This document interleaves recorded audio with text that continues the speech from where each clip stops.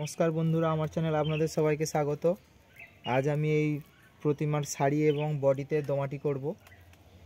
तो आगेर दिन आमी आगेर भिडियोगुलिते एई प्रतिमार एकमाटिर काज देखिएछिलाम। आज आमी दोमाटी करब। तो देखुन एर आगेও आमी भिडियो करेছি अनेक दोमाटी करा, आजकेও दोमाटिर भिडियो देखाচ্ছি। देखुन आमार काजटी केमन लागे अवश्यई कमेंट करे जानाबेन। प्रथमेই আমি সমগ্র শাড়ি এবং ঠাকুরের যে শাড়ির কুঁচগুলো আছে বালিমাটির সাহায্যে তুলে নেওয়ার চেষ্টা করব। আর এই বালিমাটির সাহায্যে আমি ফিগারের যে সমস্ত জায়গাগুলো আপ ডাউন হবে সেটা করে নেব। যেহেতু এটা আমি শাড়ি মাটির বোঝানোর জন্য করেছি, নরম শাড়ি, সেহেতু পায়ের ভাবগুলো তো বোঝা যাবে। তো সেই ভাবগুলো যাতে বোঝা যায় সেইটা আমাকে করতে হবে। তো ফার্স্টেই দাবনা এবং এইখানের অংশটা যেটা হাঁটুর অংশ আছে ওই জায়গাটাকে সুন্দর করে করে নিতে হবে। দেখুন ঠিক যেন হাঁটুটা এখানে আছে বলে মনে হয় সেই রকমভাবেই হাঁটুর কাছটা উঁচু করে নিতে হবে। আর এই শাড়িটা যেহেতু আঁকা হবে তাই এতে বেশি আমি ভাঁজ ফেলাবো না, অল্প ভাঁজের ওপর দিয়ে আমি করব।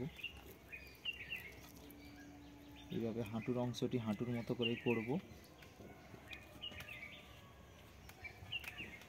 এবং পায়ের দাবনার সাইডটা ঠিক যেন দাবনাটা উঠে আছে মনে হয়, এইখানটা একটু ডাউন হবে এবং এইখানটা একটু খোলা হবে, তাহলে মনে হবে দাবনাটা একদম উঠে আছে।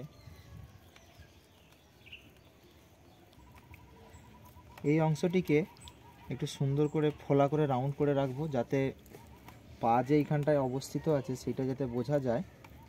এই জায়গাটা কিন্তু একটু এই রকম ভাব হবে, এইখানটা একটু ডাউন আবার ফুলা হয়ে এসে সরু হয়ে যাবে।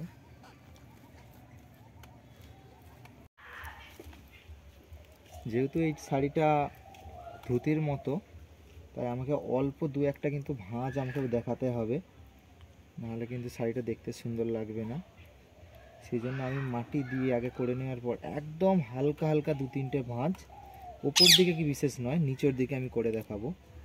দু তিনটে ভাঁজ নিচের দিকে করবো। যেহেতু এতটা চাওড়া নিয়ে আমার পাড় আঁকার ইচ্ছে আছে তাই পাড়টাকে আমি নষ্ট না করে পাড়ের একটু উপর থেকেই পরপর দু একটা ভাঁজ এইভাবে করে দিলাম।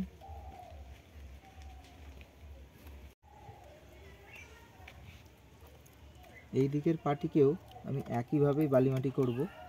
হাঁটুর অংশগুলোকে যেরকম ওই দিকে উপরের দিক করে রেখেছি, একটু মাটি ভরাট করে রেখেছি, এখানেও হাঁটুর কাছটা একটু মাটি ভরাট করব।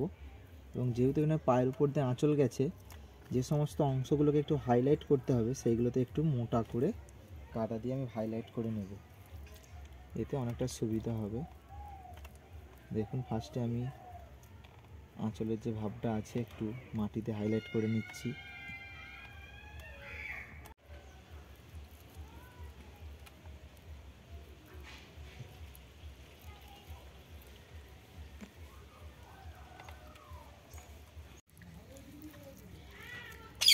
আঁচলের যে কুঁচটা আছে বা যেটা আমি কুঁচি করেছি, কুঁচিগুলো ঠিক আমি আগড়ামাটি করার সময় যখন আমি বা একমাটি করার সময় যেরকম বলেছিলাম যে জিনিসটা মুড়ে আছে বা ছড়িয়ে আছে সেই ভাবটা দেখাতে হবে, আমি কিন্তু সেইভাবেই এটাতে মাটি দেব। প্রথমেই দেখুন আমি বুঝিয়ে দিই, এই জিনিসটা আমার এই দিকটাতে অনেকটা কিন্তু নেমে থাকবে, এইভাবে নেমে থাকবে, কারণ ওই জায়গায় কাপড়টা আমার মুড়ে আছে। সেই রকমভাবে ওই দিক থেকে যে কাপড়টা এই দিকে এসেছে সেই ভাবটা কিন্তু আমাকে করে রাখতে হবে, তবে দেখতে সুন্দর লাগবে। দেখুন আমি এইভাবে করলাম, করার পর এইভাবে জায়গাটাকে মুড়ে দিলাম। প্রথমে বর্ডারটা করে নিলে তারপরে বাকি অংশটা করতে সুবিধা হয়, তাই আমি ফার্স্টে বর্ডারের দিকটাই করে নিচ্ছি। এবং একইভাবে এই জায়গাটাতেও একই রকমভাবে যাতে ভাঁজটা হয়ে আছে বোঝায় সেইভাবে মাটিটা দিতে হবে। এই মাটিটা একটু বেশি চিটমাটি দিলে আরও সুন্দর হয়, কিন্তু আমার কাছে এখন চিটমাটির অভাব বলে আমাকে বাধ্য একটু মাটির সাথে ওর চিট মিশিয়ে করতে হচ্ছে। তো চলুন আমি এইভাবে কাজটা করে নিই।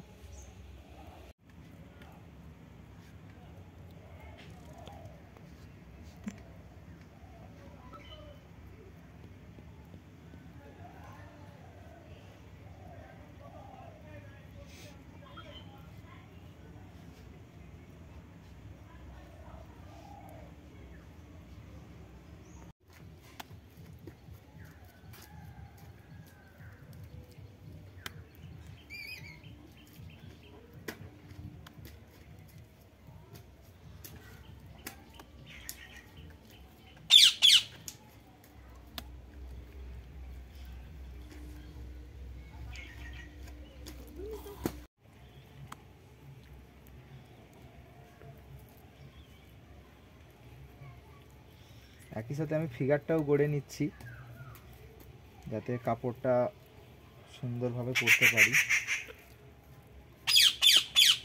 দেখুন ফিগারটা আমি একইভাবে করার চেষ্টা করছি।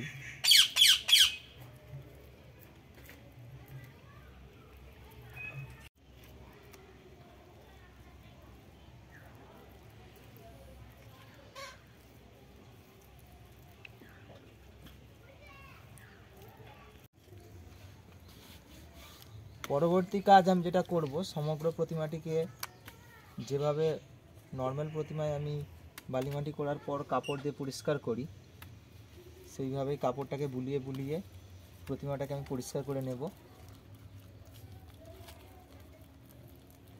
সমগ্র প্রতিমাতে কাপড় বুলানো দেখানোটা সম্ভব হচ্ছে না, কারণ অনেকটাই টাইমের ব্যাপার, তাই আমাকে ভিডিও পজ করে কেটে কেটে করতে হচ্ছে। তার জন্য আমি খুবই দুঃখিত। তো দেখুন আমি কিছু কিছু জায়গায় করে দেখাচ্ছি যে আমি কিভাবে করছি। এবং এই সময় এই কাজটা করার সময়তেই যেখানে আপ ডাউন থাকবে এবং কিছু লেগে থাকবে সেগুলো পরিষ্কার করে নিতে হবে।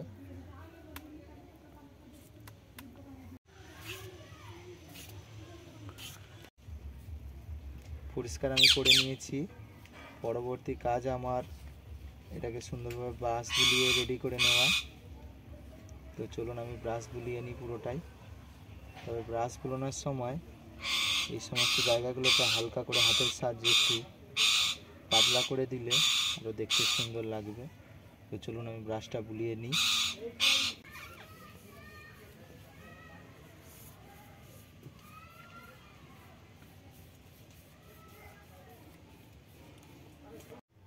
তো দেখুন ইতিমধ্যে আমার শাড়ির কাজ কমপ্লিট হয়েছে।